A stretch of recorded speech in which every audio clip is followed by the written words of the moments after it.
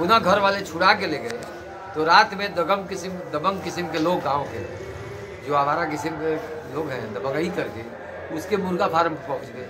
अब पहुँचने के बाद वहाँ बहुत जा कर के 2-3 मोटरसाइकिलों को तोड़फोड़ किए, मुर्गा फार्म के गेट को तोड़े, एक लड़के को नंगा कर पिटाई की जी। जब इसकी शिकायत संबंधित पुलिस थाने पर की गई तो इन छेड़खानी का और तोड़फोड़ का मुकदमा, नंगा करके मारने का मुकदमा न लिख करके जो पीड़ित है उसी के खिलाफ मुकदमा दर्ज वहाँ की पुलिस ने कर दिया जी।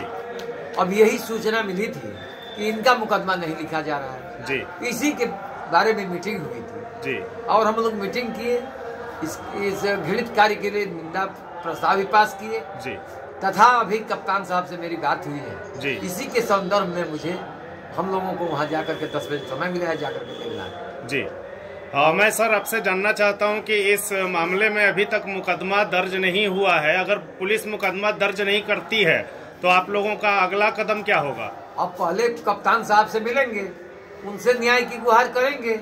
अगर मुकदमा दर्ज नहीं होगा तो फिर हम लोग अग्रिम अपना कार्रवाई करने के लिए समाज बाध्य होगा, इसलिए समाज की मीटिंग बुलाई गई थी जी। अगला कदम अनशन का होगा, प्रदर्शन का होगा, तमाम तरह के कदम हम लोग उठाएंगे।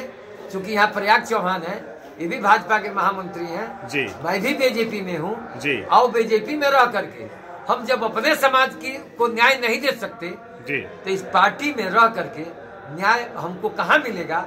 जबकि हमारे मुख्यमंत्री कहते हैं कि गरीब को सताया ना जाए और गरीब को कहीं उजाड़ा ना जाए। और पुलिस जो है यहाँ भीमपुरा की मनमानी कर रही है और एक अपने जात विशेष का मदद करके गांव गरीब को सताने का काम कर रही है, उसके साथ अन्याय करने का काम कर रही है।